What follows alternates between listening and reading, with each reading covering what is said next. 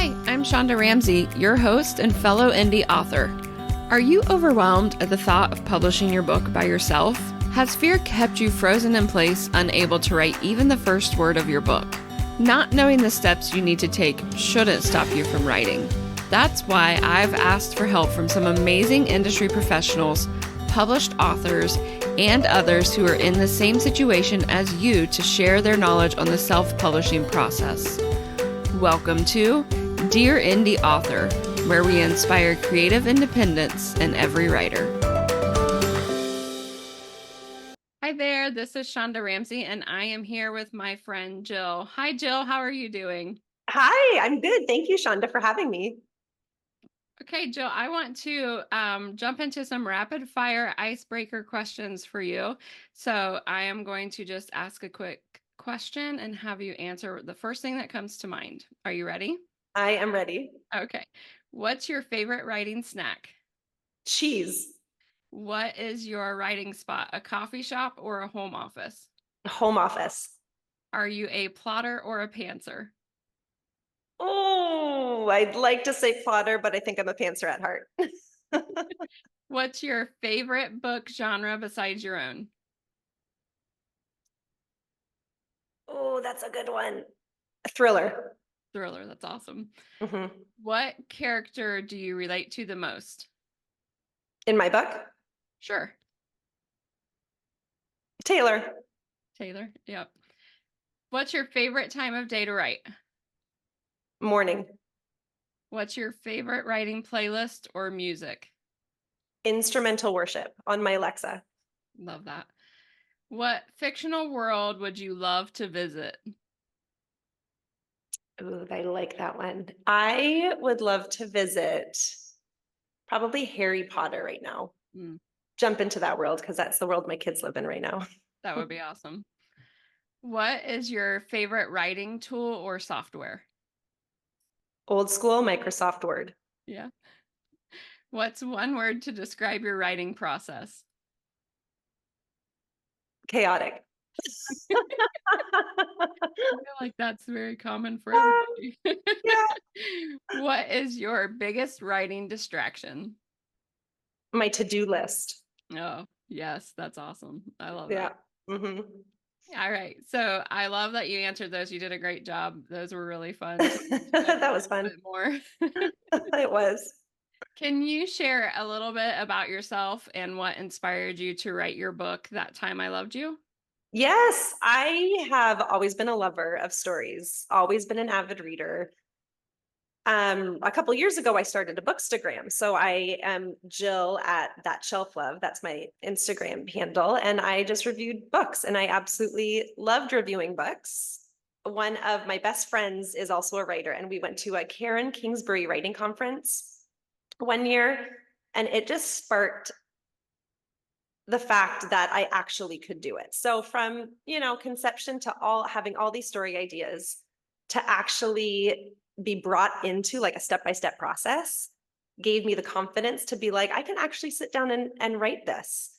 I didn't know if I was going to finish it. I didn't know if I was going to move forward with it. I always wanted to, and I did it. And it's still blowing my mind that I did it. So my debut novel is a time travel mystery with a bit of romance, but clean romance. And it debuted December of 2023. So it's still an itty bitty baby into the book world, but I'm just so proud of it. I love the book so much. It's called That Time I Loved You. I love it too. So I just finished reading it as well, and it had me from the beginning. So Oh, it's thank really you. hard to do that sometimes in books, and Mhm. I love romance books, and so yeah, I wanted to know more. I just kept going, and I had a hard time putting it down because I just Oh, wanted to know what was coming. oh, that's so great. I So love that. I loved how you laid it out and everything. I just thought it was very well done.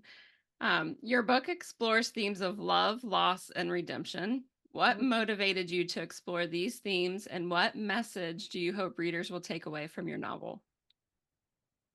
When I mean, there are so many different reasons why people read books for escape, for self-help. And it was just so put on my heart to write a pro-marriage story instead of find your own happiness. Find your true happiness in life. And the reality is life is messy and we do experience loss. We experience the questions of what if.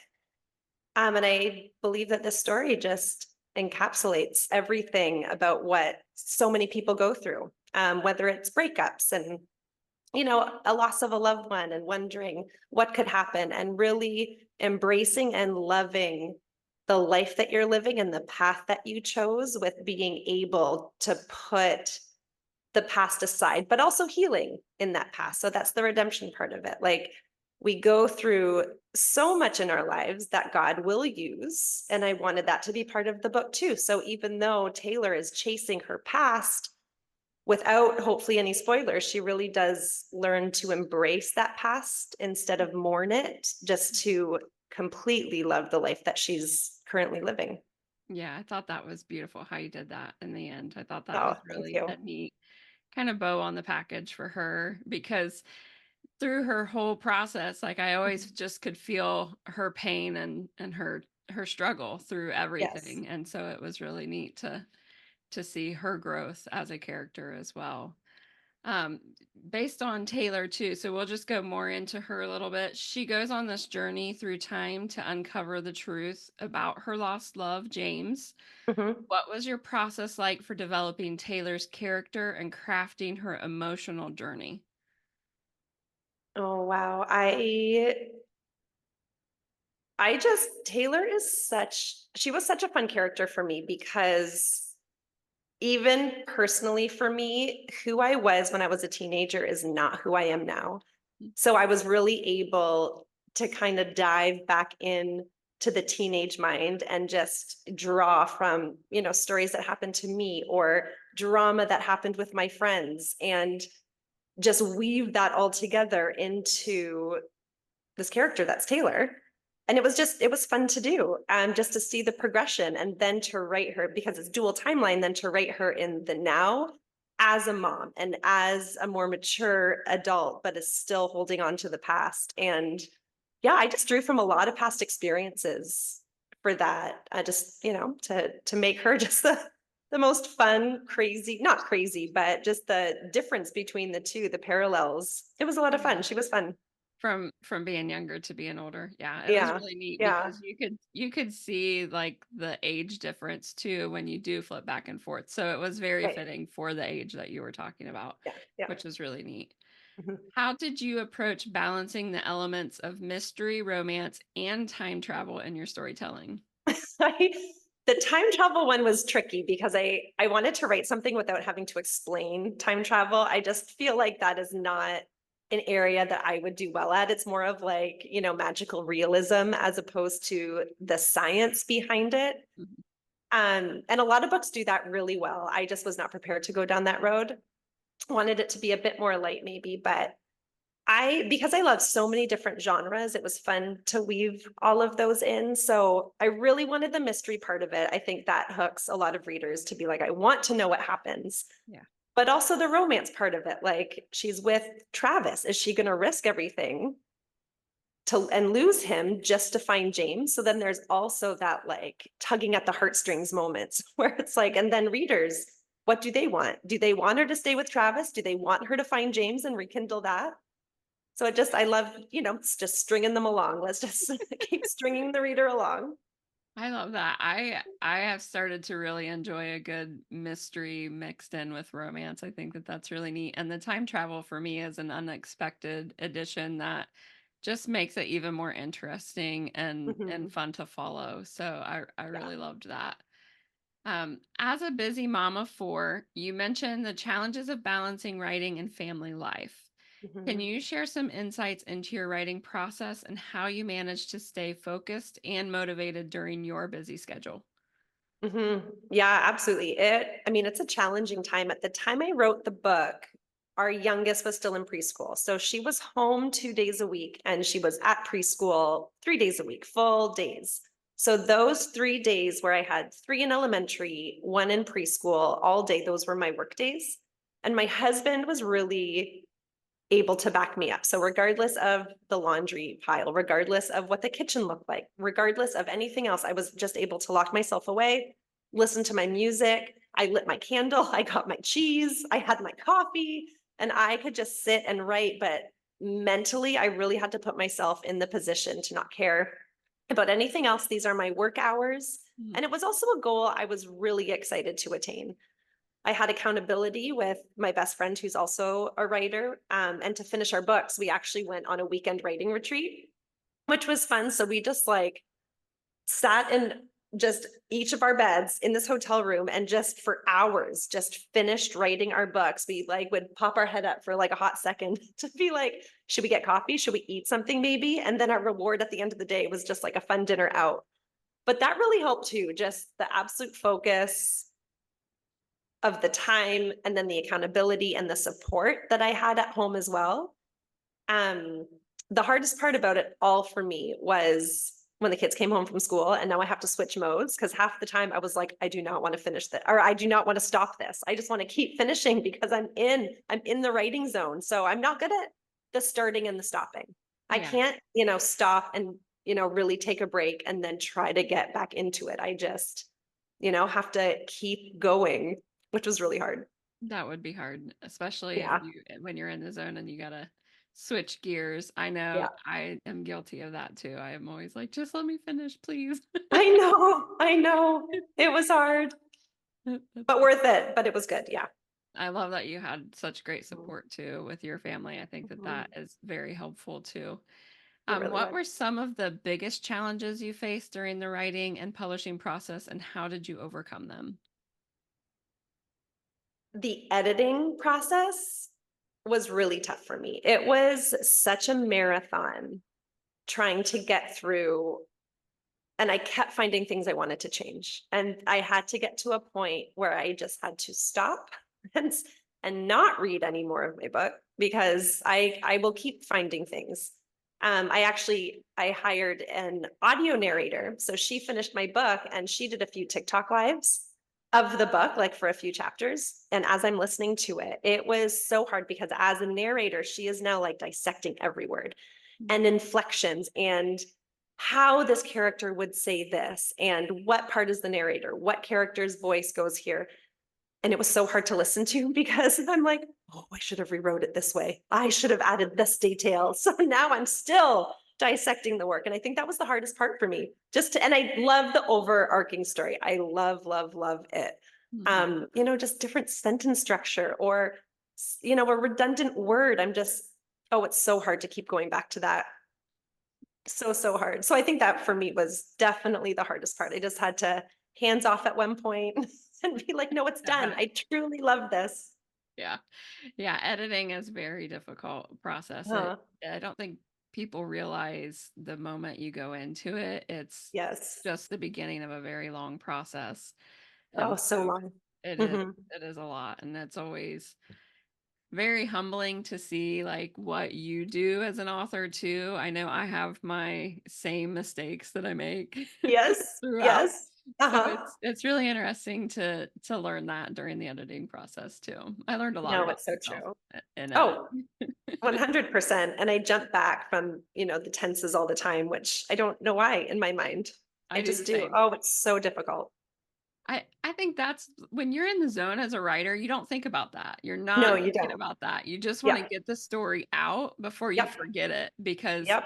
if you have to sit and think about editing while you're writing, you're never going to get your book written. So Never. just to get it out, I think sometimes that just happens. So you're in Yep. good You just have to company put it because out. I do the Good. same. Good. It's so hard. It is. It's very hard. You shared with me the difficulty and excitement of transitioning from traditional publishing to self-publishing before ultimately landing with a hybrid publisher. What Mhm. advice would you offer to aspiring authors who may be considering a similar path towards self-publishing? I mean, self-publishing is such a great way to go. For me, I'm jumping into this book world knowing zero things. I know nothing. And it was really daunting figuring out what to do. I always thought I would do traditional publishing, but after I'm going to say close to 8 months of querying agents, I just got so burnt out. and discouraged. And at some point, I'm like, I do want my book out there. I didn't want to go the self-publishing route at this point, again, because I didn't know anything about it. I didn't even know the first place to start. So the hybrid for me starting off was perfect. I learned a ton. I think ultimately the decision is just what you want. I have a friend that wrote a book that went traditional publishing, and he loves this experience. Another, my best friend, she is on her third book. She actually just finished her manuscript of her third book like yesterday. And this will be her third self-published book. And she loves that because she has the control and she's that go-getter. That's her personality. And then my friend on this side that went traditional, it was like he has a full-time job. And it was just like he did the work, but at the same time, they're also doing it for him, which is amazing. But it's really hard to get there as well. Yeah. So the hybrid for me was just the perfect blend of both, where I could have the guidance and the help throughout the process, and at the same time have control and, do things at my own pace. So yeah, that if anyone is even thinking about this or starting off, I would say, what is your end result? How long are you willing, to really push this book? What do you want out of it? And at the same time, to be flexible and to have those just different mindsets where, like, even traditional publishers, no two authors will have the same experience with traditional. No two authors will have the same experience with self-publishing. No two authors have the same experience with hybrid publishing, because all of our books are different. Our voices are different. Our end goal is different. So the flexibility, I think, in all of it as well is key. As long as, you're really set and comfortable in the book that you wrote and wanting to get it out and what your end result, I guess, ultimately you want it to be. I love that. That's very helpful. I think it's important to remember too, what level do you want to put Mhm. yourself into it as well? How much work are you willing to How do much work? too? Yep. Yeah. Hmm. Because each one of those has a different level of responsibility that comes with it too. And I It think really that's does. that's important to know too. Hmm. Would you do the same path again or choose something differently, and why or why not? I I am I have loved my process with this book. I do believe the next one I write, I'm going to do the self-publishing route. I am still open to traditional publishing as well. I just remember being so burnt out throughout that process, and I am scared of losing control Mm. of my work and of the book. Ultimately, I would love to have the rights. I would love to have my own timeline. I understand it is more work, but at this point now, knowing what I do know, I think it's work I really am willing to do. So going forward, and again, I have started writing my second book. It's a standalone. It has nothing to do with the other one. But as I'm writing, I do have it in mind that I will self-publish this time around. I love that. I love that for you Hmm. because I think it's Hmm.